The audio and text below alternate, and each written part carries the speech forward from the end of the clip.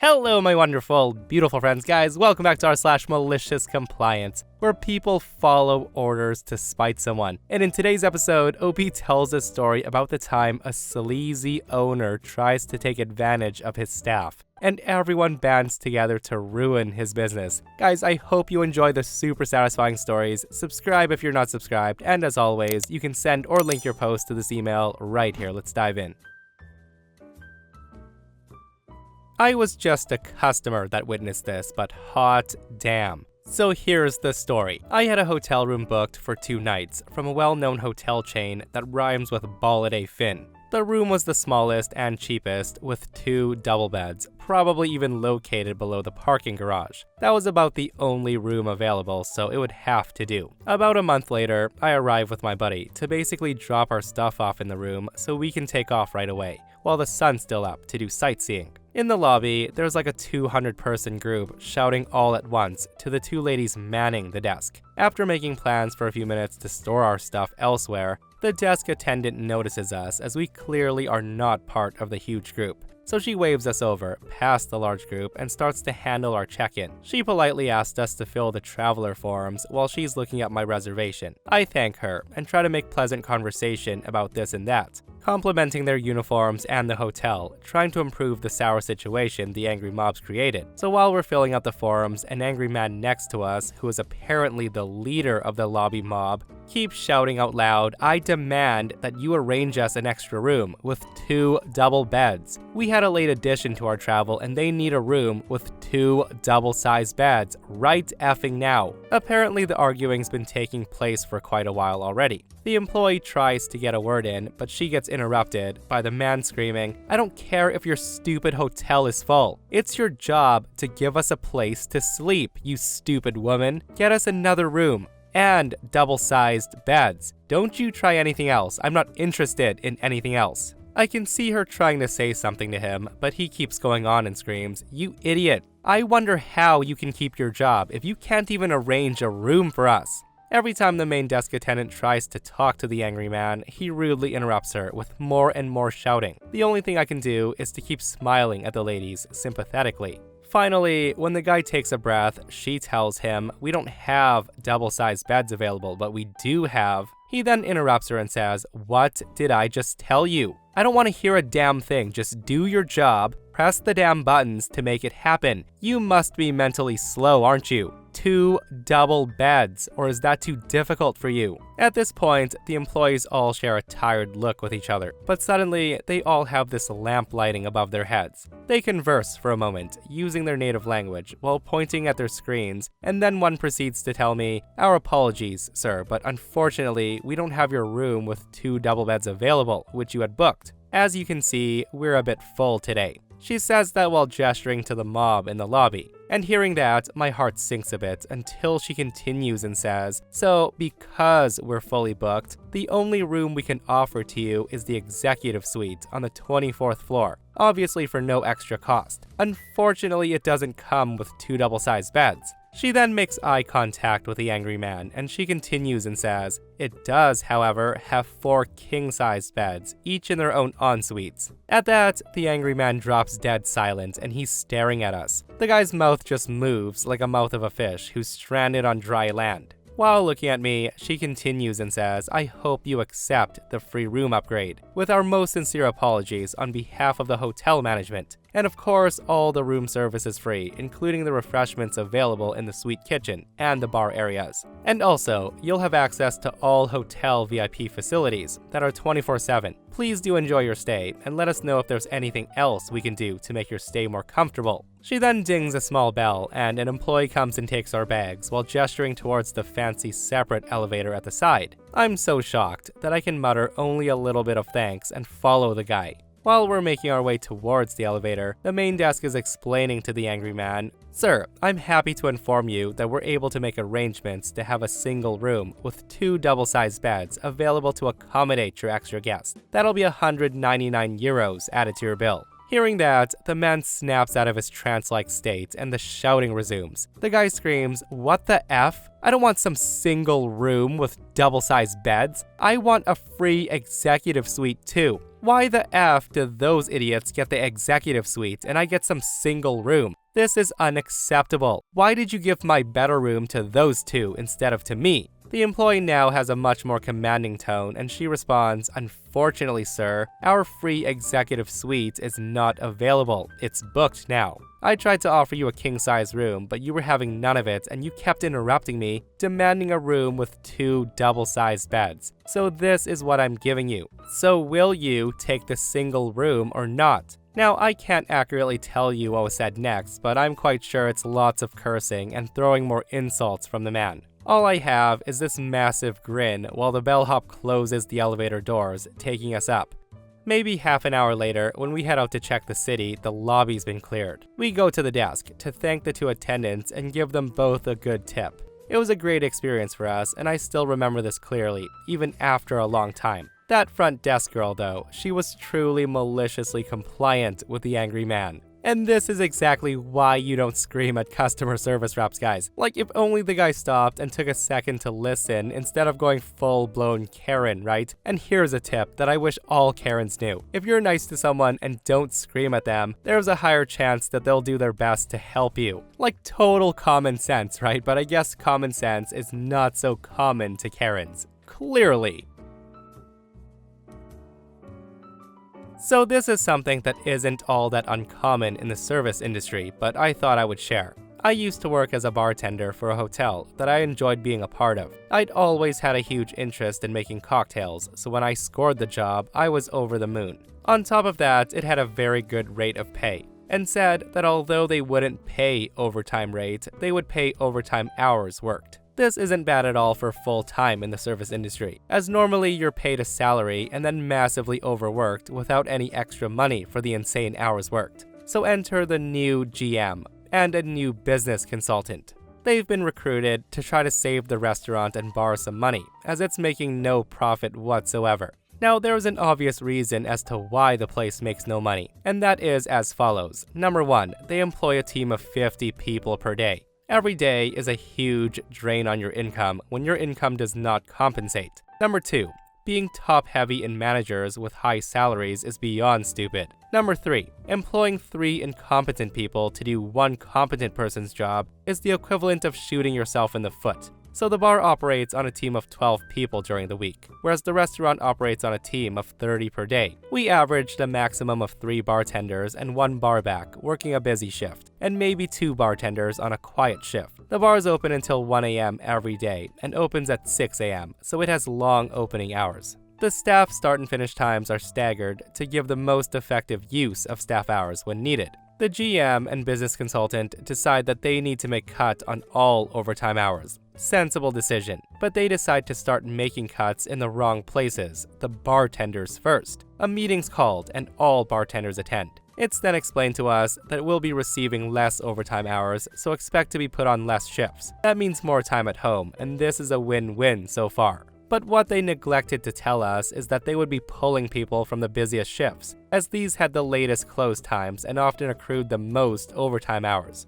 So we end up short-staffed, being hit by complaints from slow service, and the staff start to get annoyed and look for work elsewhere. We ended up increasing our overtime hours as we had to work later than expected because we had less staff than needed to do a quick close down. So 2 months later, and the remaining staff start muttering things about their pay being much lower than usual. So we club together and start working out how much we've lost and how much we're being paid. It turns out that no one's been paid for a single hour over their contracted minimum. Now, to some people, this might not be much, but for us, it's anything between 40 and 80 hours a month extra, so it's a lot of money. So I spoke to the new GM in a meeting in which the business consultant declared he had to attend. The conversation went as follows. I say, so it's come to my attention and the attention of many of the staff that we're no longer being paid for the hours that we work. Is there an error in payroll or is there something else going on? The pay slips don't reflect what we're working and our hours accumulated have been changed to salary. That's when the GM tells me, well, we've had to cut costs like we said several weeks ago. As a result, you aren't getting as much overtime, so your pay has dropped. Now, I'm a stickler for counting my hours worked. I take photos and film when I clock in and out every day. I then enter those times into a spreadsheet that automatically calculates normal hourly wage, deducts the time taken for break, and then adds additional overtime. This operates on a monthly basis and pumps out a figure which should reflect my monthly wage. 99.9% of the time, it's correct. The only times it wasn't was where the odd 15 minutes were missed by payroll, but I didn't really care about that. I pull out my laptop, hook it up to a projector, and go through each cell and explain how it works, much to the amazement of both the GM and the business consultant. I then pull out my last 2 months of hours worked, compare them to my new payslips, and have a slideshow running on the other half of the screen with pictures of my documented clock in and clock out times. With this piled against them, they decide to try to sweep it under the rug. Their idea is that if they ignore it, I'll drop it and I'll find work elsewhere like the others. However, after 2 weeks of no response, my team and I make an ironclad deal between ourselves. If we're not getting paid more than our minimum hours, then we won't work a single minute more. With that said, roll on a busy weekend immediately after payday. No one's been paid their extra hours, so the plan goes into effect. We all watch the time we've worked, and one by one, we start immediately dropping what we're doing, apologizing to the customers, and leave. It takes about an hour before the GM figures out what's happening, at which point there's 2 people working a crazy busy bar. And I'm approached by the GM. The GM says to me, "Where are the others? Why have they left? What's going on?" I tell him, well, we don't get paid to work more than our minimum, so why should we bother continuing on past our paid hours? The others have gone home because they know they won't be paid for anything past that time. The GM says, that's ridiculous. You can't just walk out and leave the place like this. Look how busy it is. My response to that is, actually, I think you'll find that we can and will. Now, the bar was busy, and having only myself and one other person on it at this point meant we were losing money through lack of service, slow service, and through apologizing for bad service in general. And this very quickly started piling up into the thousands. I say to the GM, I think you should be aware that my shift ends in the next 15 minutes, and the other bartender is going to be leaving in the next 30 minutes. This was at 8:30 on a Friday night, and for some reason, the GM just ignored me and he scurries back into the restaurant. 15 minutes later, I left, and 15 minutes after that, my colleague left, and minutes after that, the bar effectively went under. We all met in another venue with phones turned off, enjoying a drink and laughing about what happened. We were then pulled into a meeting with HR and management the following week to discuss our bad behavior. I explained the situation, and I told them that unless we're paid our overtime for the past 2 months and every month following, it would happen every weekend and that there was nothing they could do about it. Now, this is completely legal. If you're not being paid, you don't have to work it. They then threatened to immediately dismiss the entire team if we didn't change our attitudes. We promptly fold our arms in defiance as one of the team calmly but firmly said, "Do it. Have fun running the bar with no staff." We were all told to leave the premises right there and then. In the following months, we all learned that the place never recovered as we had sent out messages on a local bartender group stating that whoever worked there would not be treated properly and would not receive the correct pay. It switched from a high-end cocktail bar down to a standard pub-style bar, and then they officially closed altogether. The place was eventually taken over by a global company and underwent extensive renovations. We all found jobs fairly quickly after leaving, but we never saw our 2 months of unpaid overtime, sadly. And that's what they get for not paying their staff properly, guys. Like, when will people learn that you don't mess with other people's money? And guys, if I had $1 for every single time that I've read a post where employees band together to destroy a company that tried to screw over the employees, I'd probably have about $20 now. Like, it's truly amazing the power employees have over the owners, and people need to know that. And guys, if you missed yesterday's episode on the channel, I'm gonna link it right here, where OP single-handedly destroys his boss's company by quitting.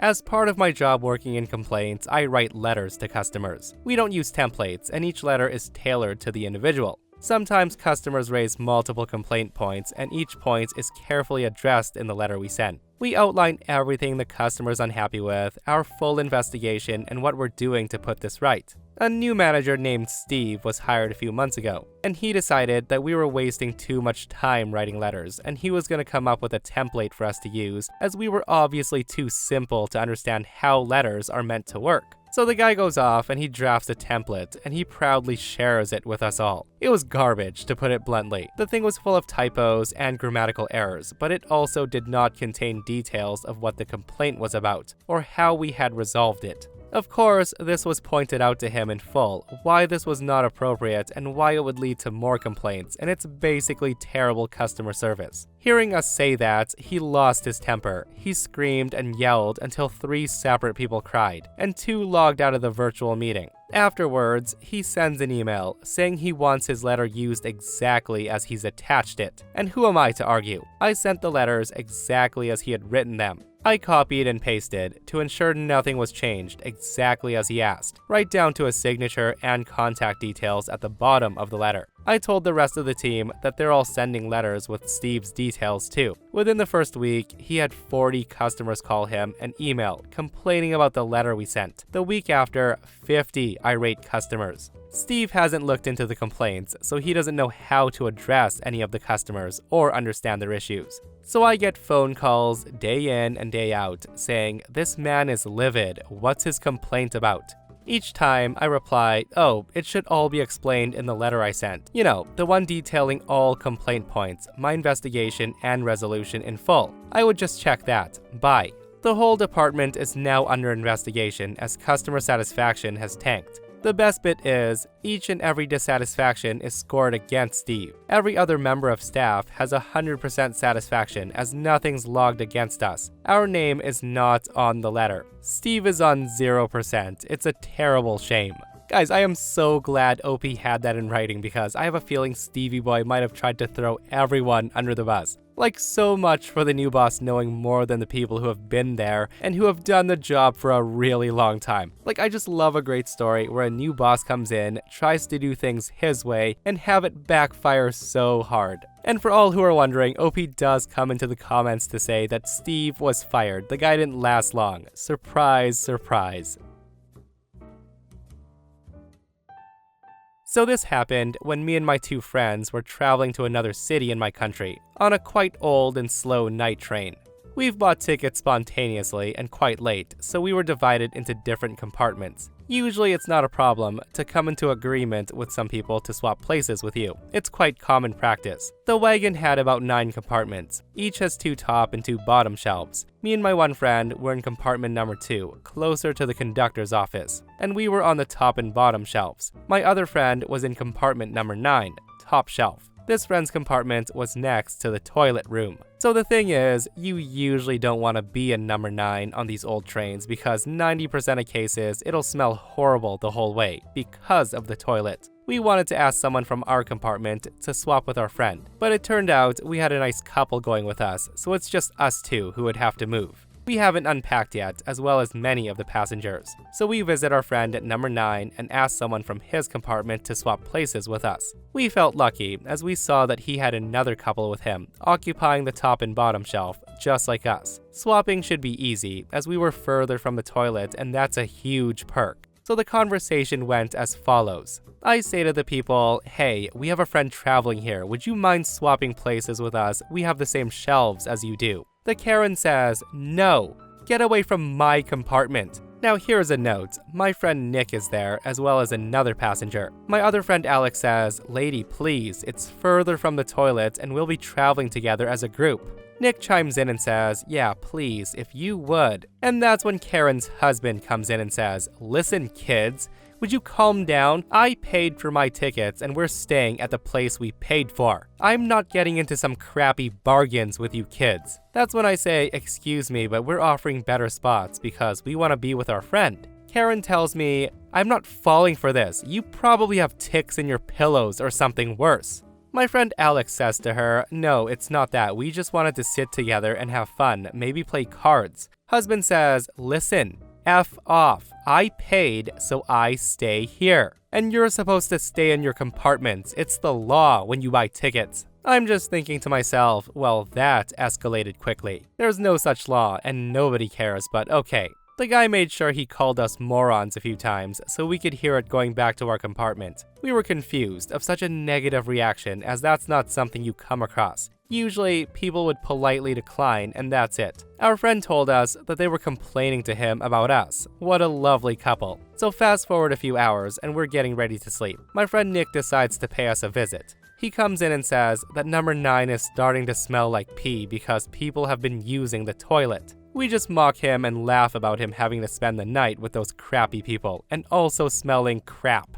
The nice couple that stayed with us at number 2 also laughed with us as we befriended them and told them the story already. So about 10 minutes pass as someone knocks on our door. We're a bit confused who it might be. We open the door and wouldn't you know, the husband is there. The guy says to us, guys, so we've thought about your offer and we think that we'd like to accept it.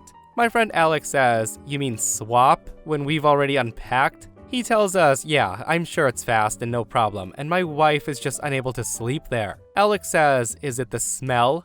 The guy looks happy that we got the idea, and he says, yeah, it's so bad, she's sick because of it. I look at my friend, and I feel what he's about to say. I hear the inner drums preparing me for the moment. Alex says to him, I'm so sorry, man. We're staying in the compartment that we paid for. It's the law. At that, I just start laughing out loud, and those a-holes end up spending the entire night, with the smell worsening with every hour. My friend Nick also suffered there, but he said it was worth it, listening to Karen eating her man's brains out over her not being able to fall asleep due to it being so nasty. She tried to spray perfumes all around, but it only turned out to smell like a pile of crap on a flower bed. Oh man, that sounds nasty. And honestly, OP's friend is such a champ for staying in that compartment. And honestly, I don't know what's worse, guys, being stuck there with that nasty toilet smell for the whole trip, or just hearing a Karen yap and complain the whole time. And a lot of people in the comments are saying what I was thinking when I was reading this, that I only wish that OP and his friend dropped a nice number 2 in the bathroom for Karen and her husband. But OP came into the comments and said they are not worth it. Okay, so this just happened and I'm still laughing my butt off. I'm a 25-year-old male to female trans woman that's been on HRT, hormone replacement therapy, for 3 years now. Because of this, my body looks naturally feminine. Like, it takes people a while to catch on. My voice is softer and it hurts to deepen it, and this is important, I promise. So with that said, I work as a vendor for one of the major beverage companies. Basically, I go to stores, stock shelves of my company's products. On this day, I'm listening to music with one earbud in, like I'm allowed, when a mid-30s man walks over and he says, "Wow girl, you're super thick. I would not mind taking you home with me." The guy said that with a bit too much confidence. I just continued working, ignoring him. And the guy continues and says, "Come on, don't be like that." I just continue to ignore him, getting embarrassed and very uncomfortable. But the guy just keeps pressing and he says, "Oh, come on, cutie, say something to me." And in that instant, I had a thought. Now, it does hurt a lot to do a masculine voice. However, in that moment, I take a deep breath and I turn to him. I look at him with a very enthusiastic smile and he looks like a kid in a candy store, bouncing around like, oh boy, I actually got one. Going back to my roots, I take a deep breath and in the most deep, masculine voice I could muster, and I say to him, "You're cute as well. I sure wouldn't mind having my way with you, big boy." Hearing my voice, the dude jumps back a good foot and he yells out, "Oh hell no. I'm so sorry, I gotta go." He then ran out as fast as he could, constantly looking over his shoulder as if I was following him. The store's workers were laughing their asses off, and one came up to me and asked, "How did you do that voice? I could never get mine to sound." I then explained, and she says, "Oh, that makes sense." That made my day, and that's why I'm still laughing in my car writing this. And that, my friends, brings us to another end of r/MaliciousCompliance. Guys, I hope you enjoyed today's stories. If you did, hit that thumbs up. And if you're not subscribed, consider subscribing so you don't miss these crazy stories. And if you missed the last episode on the channel, it's an r/entitled People episode, where a psycho boss would not let his employee quit, and he stalks the poor dude. Guys, it's such a ridiculous story, so go check it out if you haven't. And myself and Stevie Boy will see you guys in the next one. We love you.